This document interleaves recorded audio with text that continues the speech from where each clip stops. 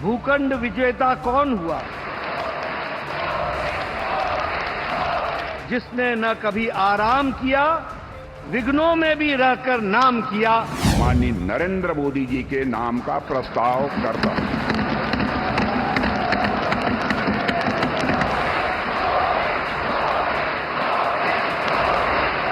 देश का नेतृत्व अगले 5 साल के लिए श्री नरेंद्र मोदी करें। इस सब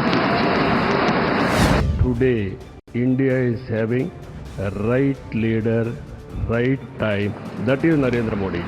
हम लोग पूरे तौर पर सब दिन इनके साथ रहेंगे। ये जो काम किया है और उसी ने हमें ऑर्गेनिक अलायंस का सामर्थ्य दिया है। आप सबसे निवेदन है कि करतल ध्वनि के साथ इस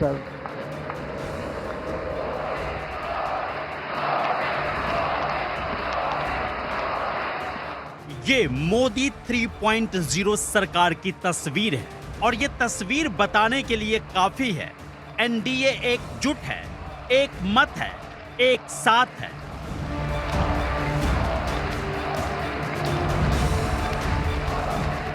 ये तस्वीर बताती है बिहार के मुख्यमंत्री नीतीश कुमार और तेलुगु देशम पार्टी के चीफ चंद्रबाबू नायडू भले ही एनडीए के किंग मेकर हैं, लेकिन एनडीए का असली किंग एक ही है और वो है नरेंद्र दामोदर दास मोदी।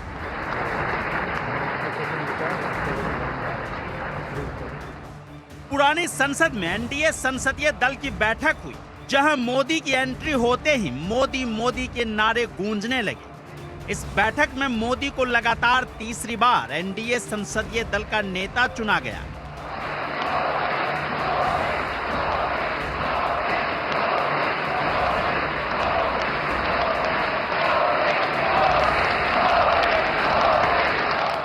बैठक में एनडीए की सभी 293 सांसद, राज्यसभा सांसद और सभी राज्यों के मुख्यमंत्री और डिप्टी सीएम मौजूद थे।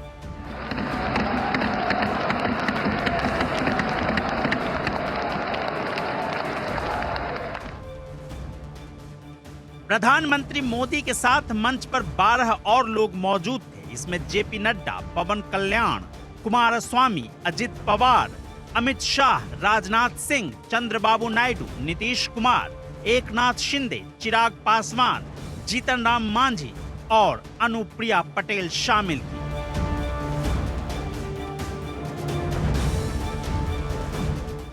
बीजेपी अध्यक्ष जेपी नड्डा ने स्वागत भाषण दिया। इस दौरान उन्होंने दिनकर की कविता भी सुनाई। वसुधा का नेता कौन हुआ? भूखंड विजेता कौन हुआ? अतुलित यश क्रेता कौन हुआ? नवधर्म प्रणेता कौन हुआ?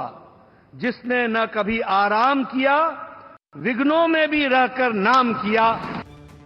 राजनाथ सिंह ने नरेंद्र मोदी के नाम का प्रस्ताव रखा, जिसका समर्थन अमित शाह, जेडीएस के कुमारस्वामी, टीडीपी के चंद्रबाबू नायडू, जेडीयू के नीतीश कुमार, शिवसेना के एकनाथ शिंदे और लोक जनशक्ति पार्टी के चिराग पासवान ने प्रस्ताव का अनुमोदन किया। मंत्रिमंडल में उनके सहयोगी के रूप में उनकी कार्यक्षमता, उनकी कार्यकुशलता, दूरदर्शिता, प्रामाणिकता को मैंने प्रत्यक्ष देखा है और केवल मैंने ही नहीं देखा है, बल्कि समस्त देशवासियों ने इसे देखा है। इसलिए भारतीय जनता पार्टी के संसदीय दल के नेता एवं एनडीए के संसदीय दल के नेता व लोकसभा के नेता के रूप में माननीय नरेंद्र मोदी जी के नाम का प्रस्ताव करता हूं। बीजेपी को इस चुनाव में पूर्ण बहुमत नहीं मिला। ऐसे में नतीजे आने के बाद से विपक्ष हमलावर है, लेकिन इस तस्वीर से विपक्ष के सारे प्रहार कुंद पड़ गए। रही सही कसर मोदी ने यह कहकर पूरी कर दी कि एनडीए गठबंधन एक ऑर्गेनिक अलायंस है। हमने 2024 में जिस टीम भावना से काम किया है और ग्रासरूट लेवल पे किया है, सिर्फ फोटो ऑप करना, नेता मिलकर के हाथ हिलाएं और फिर तुम्हारे रास्ते में मेरे रास्ते, ऐसा नहीं। ग्रासरूट लेवल तक सबने मिल करके ये जो काम किया है और उसी ने हमें ऑर्गेनिक अलायंस का सामर्थ्य दिया है। प्री पोल अलायंस हिंदुस्तान के राजनीतिक इतिहास में और हिंदुस्तान की राजनीति में गठबंधन के इतिहास में प्री पोल अलायंस इतना सफल कभी भी नहीं हुआ है जितना कि एनडीए हुआ। पीएम मोदी ने दावा किया है एनडीए सरकार के रूप में अगले 10 साल वो विकास, क्वालिटी ऑफ लाइफ लाएंगे। मोदी ने कहा है एनडीए का एक मतलब है गुड गवर्नेंस। एनडीए सरकार में हम अगले 10 साल में विकास, नागरिकों के जीवन में क्वालिटी ऑफ लाइफ, हम बदलाव चाहते हैं। गुड गवर्नेंस का ये भी एक महत्वपूर्ण पहलू है। लेकिन हम विकास का नया अध्याय लिखेंगे, गुड गवर्नेंस का नया अध्याय लिखेंगे, जनता जनार्दन की भागीदारी का नया अध्याय लिखेंगे और सब मिलकर के विकसित भारत के सपने को साकार करके रहेंगे। इस दौरान मोदी ने हार के बाद ईवीएम पर ठीकरा फोड़ने वालों को भी आड़े हाथों लिया। इसके लिए मोदी ने 4 जून का एक किस्सा भी सुनाया। मैंने किसी को पूछा, यार ये तो ठीक है आंकड़े वांकड़े, तो मुझे ये बताओ कि ईवीएम जिंदा है कि मर गया? क्योंकि ये लोग तय करके बैठे थे कि भारत के लोकतंत्र और लोकतंत्र की प्रक्रिया के प्रति विश्वास ही लोगों का उठ जाए, और लगातार ईवीएम को गाली देना। और मुझे तो लगता था कि शायद इस बार वो ईवीएम की अर्थी का जुलूस निकालेंगे, लेकिन 4 जून शाम आते आते उनको ताले लग गए, ईवीएम ने उनको चुप कर दिया। ये ताकत है भारत के लोकतंत्र की। मोदी ने बताया 4 जून को जब लोकसभा चुनाव के नतीजे आ रहे थे तो कुछ लोग देश को हिंसा की आग में झोंकने की कोशिश करने में लगे थे, लेकिन वो अपने इरादों में कामयाब नहीं हो सके।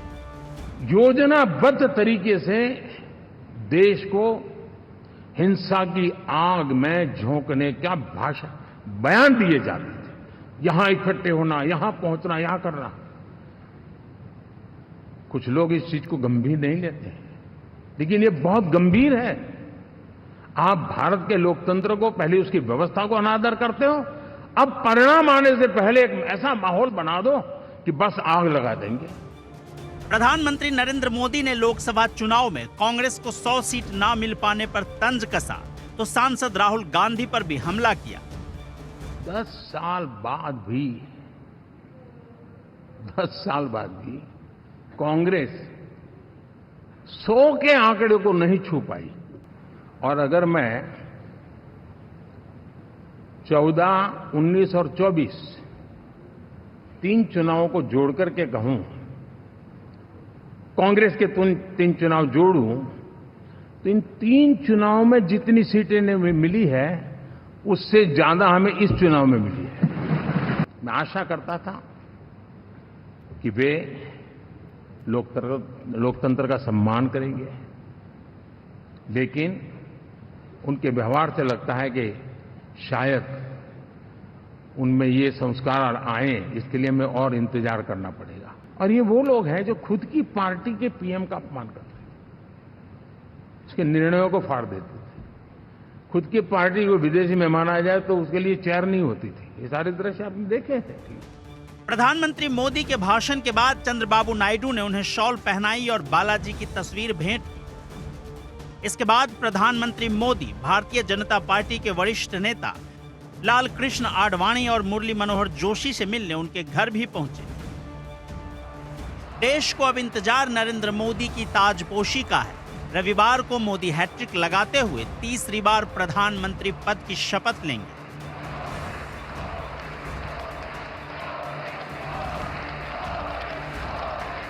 Bureau report, India daily live.